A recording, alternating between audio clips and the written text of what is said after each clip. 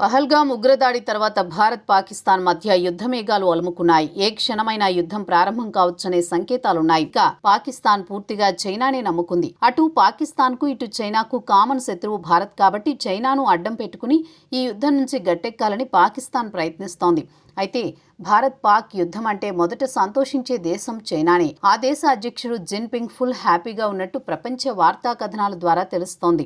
ప్రధానంగా 2 కారణాలతో చైనా సంతోషంగా ఉన్నట్టు సమాచారం. ఒకటి, పాకిస్తాన్కు దశాబ్దాల నుంచి ఇప్పటి వరకు సరఫరా చేసిన ఆయుధాలతో పాకిస్తాన్ భారత్తో పోరాడి దక్షిణాసియా ప్రాంతంలో భారత్ ఆధిపత్యాన్ని తగ్గిస్తోంది. ఇక రెండోది, ఇప్పుడు పాకిస్తాన్కు భారీగా ఆయుధ సామాగ్రి అవసరం కాబట్టి చైనాకు భారీగా పాకిస్తాన్ డబ్బు వస్తుంది.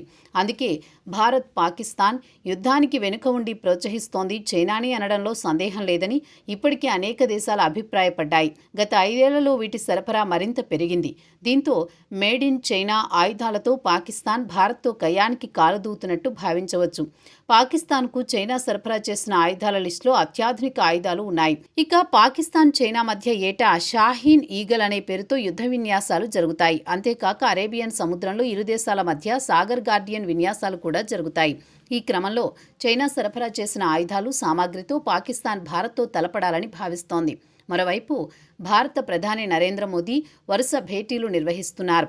అధికార వర్గాలతో ప్రధాని మోదీ భేటీ అవుతుండడం తీవ్ర ఉత్కంఠ రేపుతోంది. తాజాగా వైమానిక దళం చీఫ్ మార్షల్ అమర్ప్రీత్ సింగ్ మోదీతో సమావేశమయ్యారు.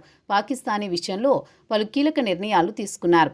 ఇప్పటికే సింధు జలాల రద్దుతో పాటు వీసాల జారీ రద్దు, అటారీ వాఘా బోర్డర్ మూసివేత, ఎగుమతులు దిగుమతులు నిలిపివేత, పాకిస్తాన్కు నీరు నిలిపివేత కారణంగా పాకిస్తాన్ సంక్షోభాన్ని అనుభవిస్తోంది. అటు ప్రపంచ దేశాలు కూడా పాకిస్తాన్ వైఖరిపై తీవ్రంగా స్పందించాయి.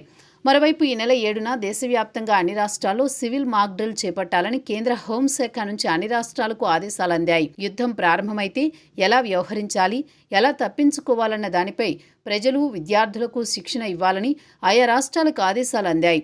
దీంతో ఏ క్షణమైన ఇరు దేశాల మధ్య యుద్ధం తప్పదనే భావన అందరిలో కలుగుతోంది.